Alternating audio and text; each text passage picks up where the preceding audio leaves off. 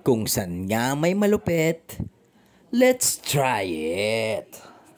Kaya naman, sinadya namin ito dahil sa pinagmamalaki nilang bulalo at original na papaitan.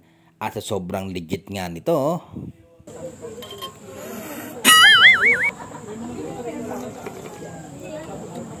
mapapangibit ka. Pait sa pait. Papaitan talaga. Kaya naman, mag-aalas 10 ng umaga ay sinadya namin puntahan ang pinagmamalaki ng Gracias Bulalo, ang magagandang tanawin na Malatagaytay ang datingan. Dito makikita nyo ay wala pang masyadong kumakain dahil hindi pa masyadong oras ng pagkain. Pero sa tanawin pa lang ay masosolve na kayo at malilibang.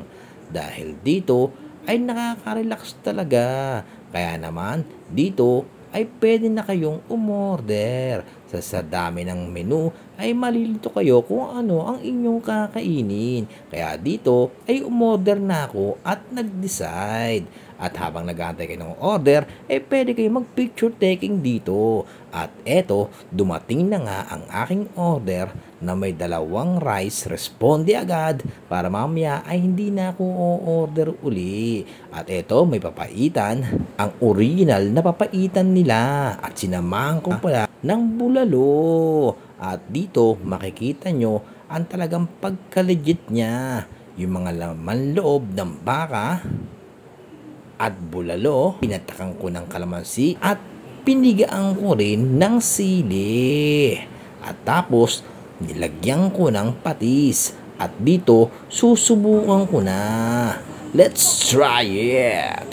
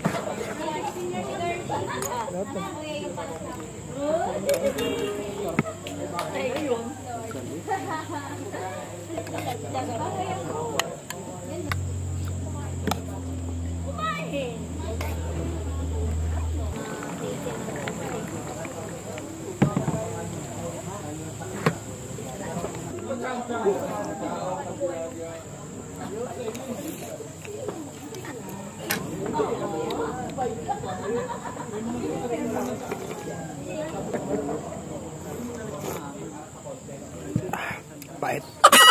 Papaitan talaga. Siguro ito yung original na papaitan talaga. Ganito yata talagang lasa ng